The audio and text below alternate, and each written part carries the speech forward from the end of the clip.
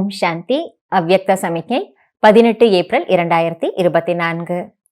एक दो के संस्कारों को जान करके एक दो के स्नेह में एक दो से मिलजुल कर रहना ये माला के दानों की विशेषता है।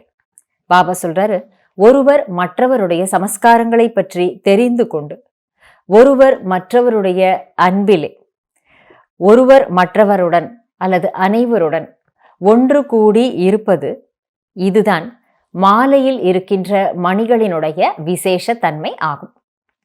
அன்பினுடைய ஆதாரத்தினால ஒருத்தர் மற்றவர்களுடைய சமஸ்காரங்களை பற்றி, அது அந்த சமஸ்காரம் நம்முடைய சமஸ்காரம் போல இல்லை, வேறு சமஸ்காரமாக இருக்கும். அப்படிதானே நமக்கு தெரியும். ஒவ்வொரு ஆத்மாவினுடைய நடிப்பு தனிப்பட்டது, அவரவர்களுடைய சமஸ்காரம் விதவிதமானது என்று நமக்கு தெரியும்.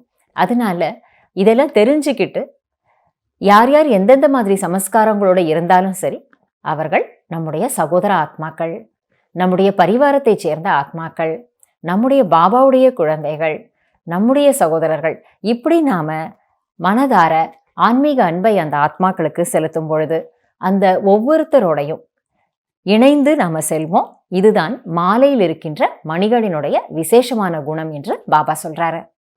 लेकिन एक दो के स्नेही तब बनेंगे जब संस्कार और संकल्पों को एक दो से मिलाएंगे। इसके लिए सरलता का गुण धारण करो। ஆனால் ஒருவர் மற்றவருடைய அன்பானவராக எப்போது ஆவீர்கள் என்றால், எப்பொழுது சமஸ்காரங்கள் மற்றும் சங்கல்பங்களில் ஒருவர் மற்றவரோடு ஒன்றிணைந்து செல்வீர்களோ அப்பொழுதுதான்.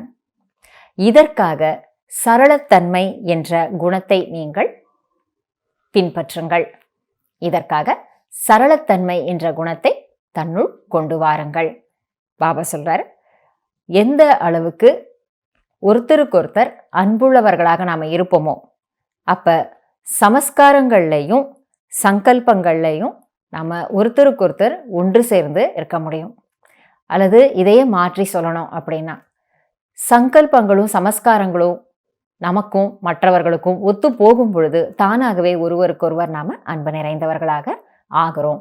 ஆனால் இதில் முக்கியமாக தேவைப்படுகின்ற குணம் என்று இன்றைக்கு பாபா எதை சொல்றார்னா, சரளமான நிலை, அதாவது ஈஸி நேச்சர்னு நம்ம ஆங்கிலத்தில் சொல்றோம். சகஜமான ஒரு நிலையில இருக்கிறதுன்னு சொல்றோம். அதனால இன்றைய நாள் முழுவதும் மற்றவர்களோடு நாம பழகும் பொழுது, காரிய விவகாரங்களிலே ஈடுபடும் பொழுது இந்த சரளத்தன்மை என்ற குணத்தை நாம வெளிப்படுத்துறோமா அப்படிங்கிறத சோதிச்சு பார்ப்போம். நடைமுறையிலையும் கொண்டு வருவோம். நன்றி பாபா. ஓம் சாந்தி.